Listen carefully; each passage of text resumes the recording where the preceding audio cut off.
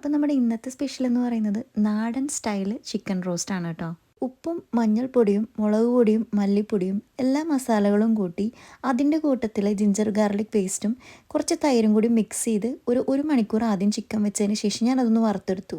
പിന്നെ പാനിൽ എണ്ണ ചൂടാകുമ്പോൾ അതിലേക്ക് ഇഞ്ചിയും വെളുത്തുള്ളിയും ചതച്ചും ഒന്ന് ചേർത്ത് കൊടുക്കുക. പിന്നെ പച്ചമുളകും സബോളയും നല്ലപോലെ വഴറ്റി വരുമ്പോൾ അതിലേക്ക് തക്കാളിയും മല്ലിയിലയും കൂടി ചേർത്ത് കൊടുക്കുക. പിന്നെ അതിലേക്ക് വേണ്ട സകലമാന മസാലകളും ചേർക്കുക. മല്ലിപ്പൊടി, മുളക് പൊടി, മഞ്ഞൾപ്പൊടി, ഗരം മസാല, പെരിഞ്ജീരകം, അത് ഞാൻ നാട്ടിൽ നിന്ന് കൊണ്ടുവന്നാണ് കേട്ടോ ചേർത്തിട്ടുണ്ടായിരുന്നത്. പിന്നെ ചിക്കൻ മസാല, പാകത്തിനുള്ള ഉപ്പും കൂടിയും ചേർത്ത് കൊടുക്കുക. പിന്നെ അതിലേക്ക് കുറച്ച് വെള്ളം ഞാൻ ചേർത്ത് കൊടുക്കുന്നുണ്ട്, വളരെ കുറച്ച്. പിന്നെ ദേ വറുത്ത ചിക്കനും കൂടി ചേർത്ത് കൊടുക്കുക. എന്നിട്ട് ദേ ഇതൊക്കെ മിക്സ് ചെയ്തെടുത്താലുണ്ടല്ലോ, ദേ ഇതേപോലത്തെ നാടൻ ചിക്കൻ റോസ്റ്റ് നമുക്കിവിടെ റെഡിയാക്കി എടുക്കാം.